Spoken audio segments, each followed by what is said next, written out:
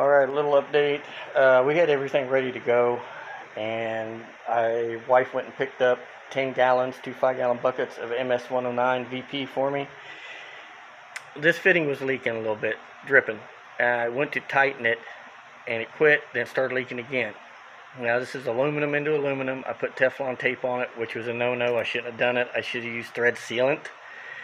But lesson learned. I've taped up stuff before, and this particular fitting just wants to be a pain. This one didn't leak a bit, but this one did. Even just sitting there on gravity, no pressure on it. You fire up the water pump and it'd steady drip. So I went to take it out. When I took it out, it literally had chewed all the threads off the fitting, and some of the threads were stuck in here. So I took an O-ring pick and went through the threads and pulled all of the threads from the fitting out. Tried to put a new one in, and it would thread in, and finally we got the thread in. I put a little epoxy around it as I run it in real quick, let it set up. It still wants to leak. It still seeps and left a little spot about like that. So I went and drained it back down, and we're changing this anyway. I'm going to change it up to another radiator that's actually 26 long, it's 7 wide, it's 2 rows of 1-inch tubes. It's a dual pass, which will fit up here tighter in, and I can mount the tranny cooler to the bottom of it, and it'll work out better, and it eliminates this radiator cap.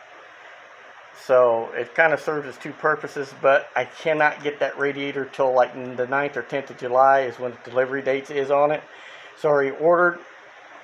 So I ordered it. I ordered a 50 milliliter tube of high temperature Teflon sealant, just made for automotive type stuff. I got plenty of antifreeze. I caught what come out of the radiator, so I didn't lose but maybe half a cup full on the ground.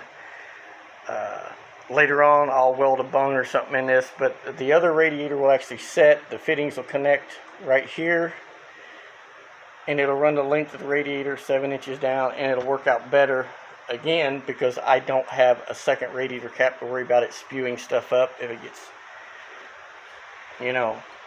hot or something, which it shouldn't. No leaks on anything up here. This fitting was seeping, dripping, just a little drip on the intake, and I think it was coming out of back here. Well, with it coming out of back here, that's telling me where the two tapers meet each other, something wasn't sealing. So when I took this apart, I noticed there was a little scratch, a little gouge in one of the the taper on the thermostat housing. I don't know if it got dropped or something, but something gigged it. So I'm guessing that's where it was. So I just put a little RTV around the face on this, a little on the face of this fitting after I cleaned them up and got the antifreeze off of them, tightened it back up. Hopefully that has fixed the problem before in the past for me when you do that, because if you get a little cut or gouge or scrape or anything in here, these will leak.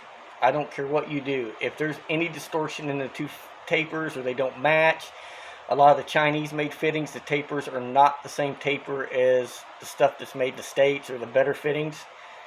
But this here, I want to say come from Dark Horse Racing, I think. Don't quote me on that. And this piece was loose. It threads into here. It was loose still, but it didn't leak. So I tightened it up. And like I said, the silicone in there has fixed those problems for me in the past and not caused any problems. And like I said, when I put the anti-seize usually on these threads, which I always use putting them together so they don't gall the threads, that usually will take care of any leaks or something that goes on past the threads. Or you can put Teflon thread sealant on them. I've seen people do that too. But as far as any of the rest of these fittings, which this one won't, it's just a breather fitting, but none of the rest of them leaked. None of them on the pump leaked. So we let the pump sit out here and run for like 20 minutes, circulating the antifreeze, and the thermostat's closed, so of course it'll bypass under here through the little radiator back into the big one and then back into the engine. And there wasn't no other leaks anywhere with both caps on. So, and it moves some water, man. You can feel it moving it through those hoses. But that little snafu's got us held up starting it. I might get a double -10 double male and just couple those two hoses together for now, just so we can run the motor and get it going. I went ahead and filled the diff. the rest of the way up, this is what I use. It's a little pricey. This was like $18.99 a quart. But this is really good stuff for anybody who's going to put any kind of abuse on a gearbox, manual transmission. I've run this in Harley gearboxes too on bikes, but manual transmissions, rear ends, this is really good stuff. The red line is. Like I said, it's a little pricey. I paid $18.99 a quart for that, and of course the rear end held almost just short of maybe what, 2 2/3 quarts. So my pop bottles, let's keep the field mice, which we get in here occasionally from getting up in there, getting in and building a nest. I have to remember to take them out. I got a note on the dash that says remove bottles from exhaust. But no, we tried to epoxy a new fitting, put some on the threads, run it in, and then I epoxied it around here, and I wrapped tape around it to hold it so it wouldn't slump off. And it still wanted to weep. I checked. I don't see any cracks or anything in this fitting, but that doesn't mean anything. I've had fittings where I've had half pipe, and you can run the fitting all the way in and bottom it out with Teflon tape on it because the sizes are off. These are supposed to be a tapered fitting, tapered threads being pipe thread, but there's not a lot of taper to the fittings, and they do go in quite far, as you can tell up here. When there's an inch of threads on them, you know, that fitting's probably almost to the end of that little boss with the threads in it. But it just, I think it's just chewed the threads up in the radiator itself so bad that it's leaking and it's finding little pinholes it's creeping through. So like I said, I've got this other radiator that's a double pass that I'm going to put up here. It'll fit better, everything will work out better, and it eliminates that cap. So I don't have to worry about that. And another bottle over here to catch something, which right now I just had a hose on it so I could run the truck, but it had to have a catch can. I don't want it spilling out on the ground. So we're going to eliminate that. Other than that, everything else is fine. Fuel pump's all done. All the lines are run. Pressure line, the fuel filters are on it. I put 2 Earls -10 inlet outlet 80 micron filters between the fuel cell and the pump. Then after the pump, it has a -8 because that's what the feed lines are. With a 30, it's either 30 or more 40 micron filter, and it's a Russell / Edelbrock. They're just screens in them. You can take them apart and replace the screens. But and then of course the Earl is Holly, so I didn't get them for that. I just got them because they were the right size to fit up there, and both of them screw on with a double female onto the pump without hitting each other and not being able to get them both on. Other than that, everything else is done. We're just waiting on that radiator, and like I was saying, I think what I'm going to do for just running it is just get a double male and hook this one and this line, just hook them together for now, and let it just circulate through there, you know.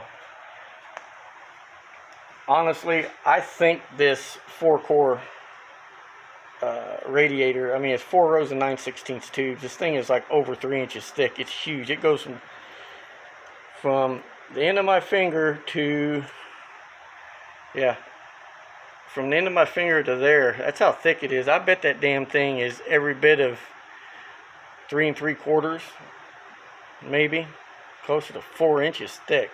So because it's in the forward position, it's up against the core support, and you can see how far it's sticking out right there. So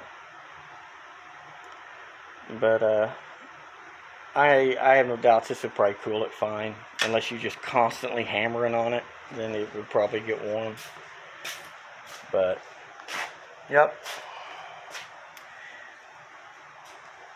I'll probably work the next day or so. Grandson was gone over the weekend. Me and my wife had a weekend to ourselves. I didn't even come out here. I'll come out and get the shifter mounted. It's here. Transmission lines are here from advanced adapters. Only took UPS 7 days via UPS ground from Summit in Nevada to get them here. Took them 6 days to get something here from Ohio Summit, which is, we usually have everything in 3 days. 3 days. I don't care what summit it comes from, 3 days, but I guess the COVID and the rioting and all that crap might have something to do with it. People just acting plumb freaking stupid is all it is. I told my kids, I said, y'all ever do any of that stuff, I said, I'll beat you senseless about the Head and Shoulders. But yeah, looks like a plumbing nightmare out of a Acme plumbing manual, but it's what I wanted done. So looks crazy, but all it is it comes out of the intake, goes through that little radiator, comes back out, and then goes into the top hose, back through the big radiator, and then back over to feed the water pump, and then back through the engine again. So just a fancy bypass similar to the old one that I had on the old motor, where it come out of here, come over and into the heater hose fitting, which is blocked off. Which I could have done that again, but I wanted the other radiator. Initially, that was going to run water through the wastegates to help keep them cool, and then if I upgraded turbos to water cooled, I could use it to cool them as well to help. But as you can see with the alternator here, and you had a turbo here, and trying to do inlet piping and intercooler, it just wasn't going to fit, and the fans and everything, it just wasn't going to work. So I went back to my old standby, which is nitrous. The motor will run on nitrous. There's not an issue with that. So, and the little piston snafu didn't help either. So, but I probably still would have run it at that compression with boost. Just turn the boost down or run the boost up till, you know, if something gave way, we'd fixed it. But yep, shut this door all the way. But yep, my 9, and I don't know how old that is, it's so faded out windshield, Foose windshield thing. I'm not a big Foose fan. I think everything he does is like Dave Kindig. It's all looks alike after a while. But so they're both predictable. Kindig, everything's red, tan interior, and Foose, everything's pretty much either shrink it, enlarge it, or add something to it that don't belong. You know, so like El Camino with Camaro taillights and the tailgate, that thing was ugly as hell. I'm sorry, but I'm gonna end it there. Got my little whoop-ass decals I stuck on there. I'll grow tired of them and take them off, but it's funny for now. So I got 2 great big ones for the nitrous bottles. So, and those came with it, so I just put them on there for now. But yeah, I was upset. I wanted to start it. And my boy's off tomorrow, Monday. We were going to come out here and go through the setup wizard on the Super Sniper, and hopefully the fuel pump powers up. I turned everything on, powered up, and the pump's not coming on, but somebody in the forums I was reading said till you go through the setup wizard, it won't send power to the fuel pump. But I've also read a lot of people having trouble with the blue wire, which is right there, that goes back to the fuel pump. And I'm running the fuel pump that's on this is the Holley Dominator dual pump. It's the 1200-2 pump. So, and I got both pumps wired in together, so they both run all the time.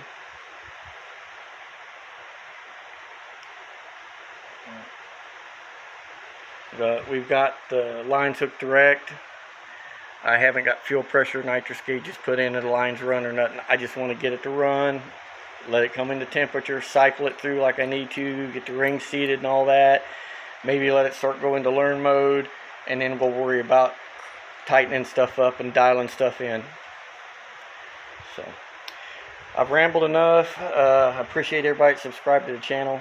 If you got questions, email me, backyardbuilttrucks1@gmail.com. Leaving a comment, I don't always see them. I don't get no notifications on comments for some reason. I go in and check every once in a while, but I don't check them religiously.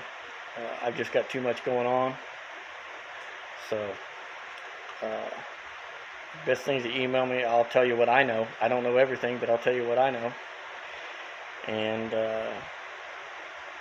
wife thinks I ought to take and hold some kind of